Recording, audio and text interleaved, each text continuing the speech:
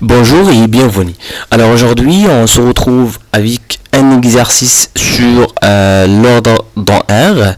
Alors ici, on va essayer de répondre aux deux questions. Ça concerne donc l'encadrement d'une expression à partir donc d'un petit encadrement sur la variable x. Alors ici dans l'énoncé, nous avons x c'est un nombre réel tel que x est compris entre 4 et 5.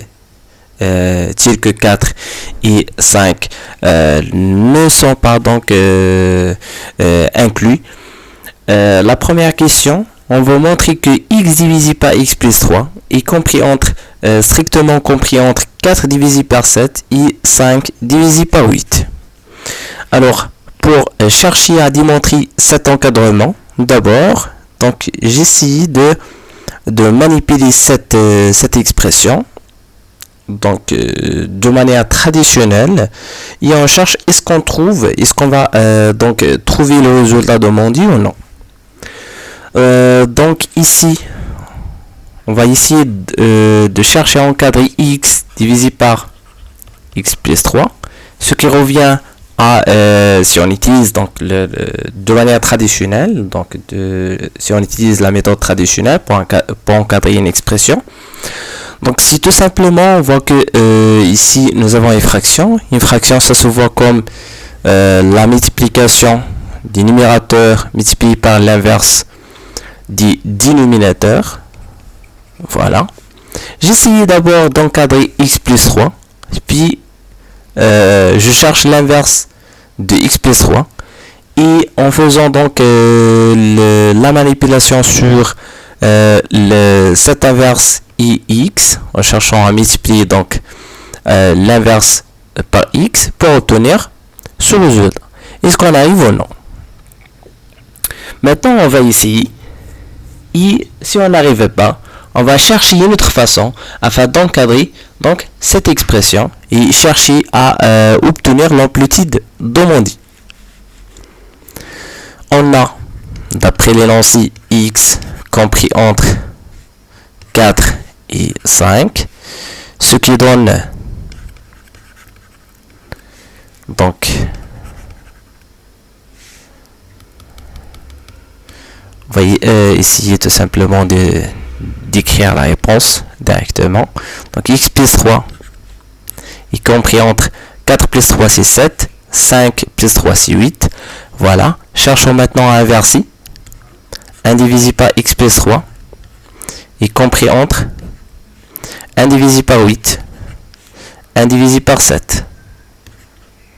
Cherchons à multiplier donc le premier encadrement par le troisième encadrement. On obtient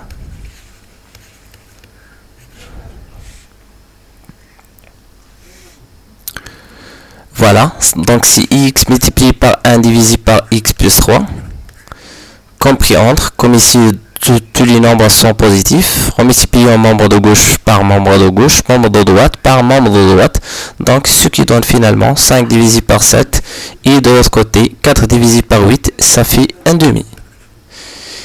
Et comparons maintenant le résultat qu'on a obtenu avec la démonstration, ou bien ce qu'on cherche à démontrer. Donc ici on veut cette expression compris entre, voilà, compris entre 4 divisé par 7 et 5 divisé par 8. Or ici on a obtenu donc une expression entre 1 demi et 5 divisé par 7. Ce qui implique que donc la manière qu'on a utilisée ici pour encadrer cette expression il existe, mais on n'arrive pas à obtenir le résultat demandé. Donc maintenant, il faut chercher à utiliser une autre façon. Donc voilà, on cherche à encadrer cette expression en utilisant une autre manière. Voilà, les règles en général basées sur la multiplication, l'ordre et la multiplication, l'ordre et l'expression, l'inverse, etc. Mais ici, il faut chercher à répondre à cette question, autrement. Donc ici, on a d'abord travaillant sur l'expression qu'on veut donc encadrer. Donc on a x divisé par x plus 3 est égal. Ici, on veut se débarrasser de x ou numérateur. Donc, si on veut se débarrasser de x ou du numérateur, il faut tout simplement essayer de rajouter ou retrancher le même nombre. Ici, le même nombre qui va nous donner donc une expression sans x au numérateur, c'est tout simplement 3. Voilà.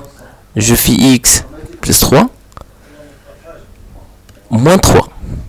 Le tout divisé par x plus 3. Et cherchons à appliquer la formule inversement. La formule de l'addition de deux nombres qui ont un dénominateur inversement. Donc ici, si nous avons a divisé par b plus c divisé par b est égal, j'additionne donc les numérateurs. Donc c'est a plus c divisé par b. De la même manière, ici on peut lire donc, cette égalité de deux façons. Donc soit de gauche à droite ou bien de droite à gauche. Donc voilà, ici on a obtenu donc une expression. Je peux employer donc des parenthèses ici pour mettre en évidence qu'est-ce qu'on va faire. On va chercher à diviser donc ce qui est entre parenthèses par x plus 3. Donc c'est x plus 3. Le tout divisé par x plus 3 moins 3 divisé par x plus 3. Voilà, on a tout simplement utilisé cette propriété afin de décomposer donc le numérateur en deux. Voilà, finalement on obtient donc x plus 3 divisé par x plus 3 c'est 1. Et moins 3 divisé par reste moins 3 divisé par x plus 3. Cherchons à encadrer maintenant cette expression à partir de là. Donc voilà, ici nous avons x divisé par x plus 3. On va essayer d'encadrer cette expression d'une autre façon, c'est-à-dire essayer d'encadrer 1 moins 3 divisé par x plus 3. Et on cherche, est-ce qu'on arrive à obtenir donc le résultat demandé ou non.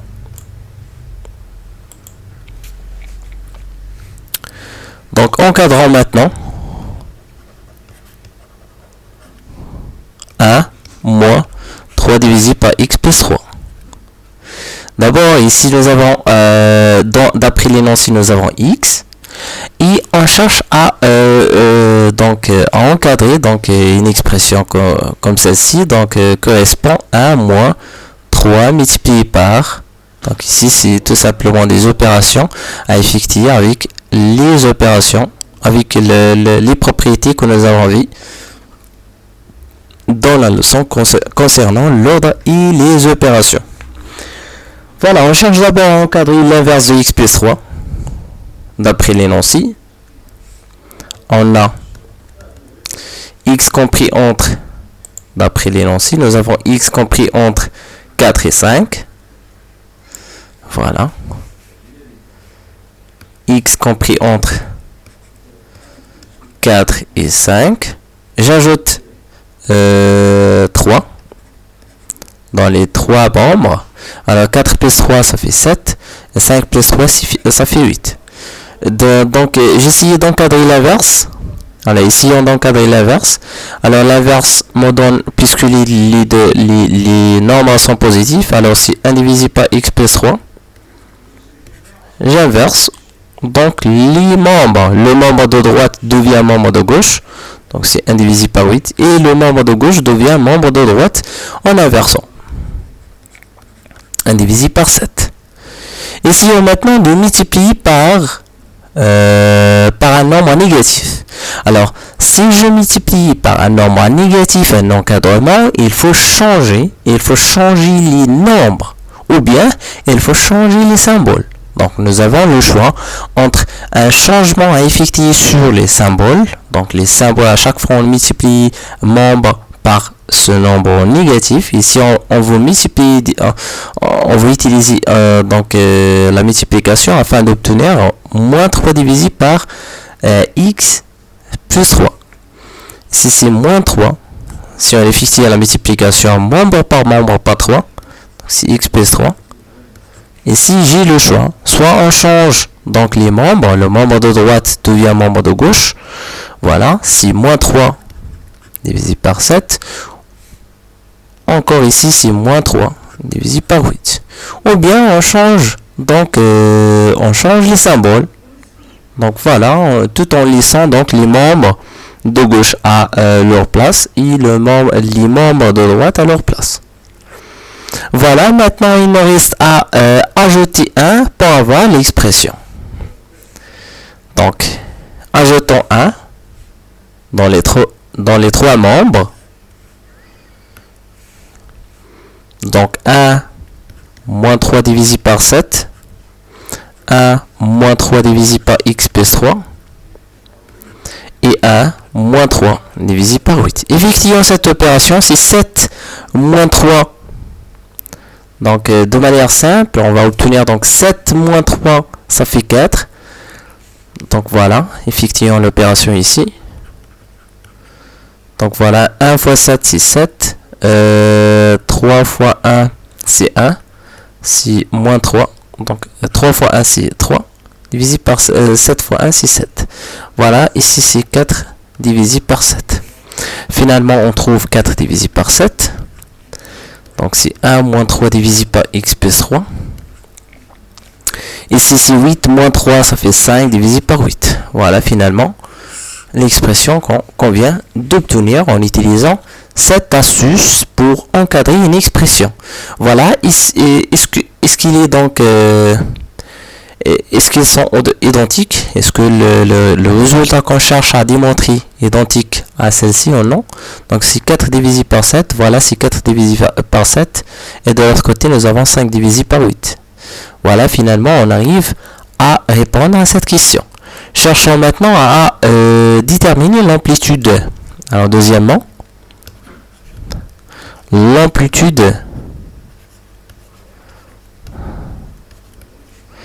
de cet encadrement. Alors, c'est tout simplement la valeur max moins la valeur min, donc ou bien la valeur absolue. Donc, c'est tout simplement 5 divisé par 8 moins 4 divisé par 7 est égal, donc c'est 35 moins moins 32. Le tout divisé par 56. Voilà. Donc ici c'est j'ai multiplié donc 5 par 7. 5 par 7 c'est 5 multiplié par 7 c'est 35. Et 8 multiplié par 4 c'est 32. Et donc le dénominateur c'est 8 multiplié par 7 c'est 56. Finalement on trouve 5 moins 2 ça fait 3. Et 3 moins 3 ça fait 0. Finalement on trouve donc 3 divisé par 56. Voilà l'amplitude. L'amplitude de cet encadrement c'est 3 divisé par 5 par 56. Voilà, finalement on a donc utilisé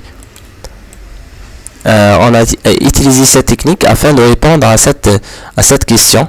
Toujours pour arriver à un encadrement, il faut essayer à utiliser soit le développement, soit la factorisation, soit la décomposition. Donc, il y a plusieurs façons afin d'arriver au résultat demandé. Voilà, j'espère que vous avez bien compris donc comment arriver à un encadrement ou bien comment chercher l'amplitude d'un encadrement en utilisant des astuces comme cette formule ici.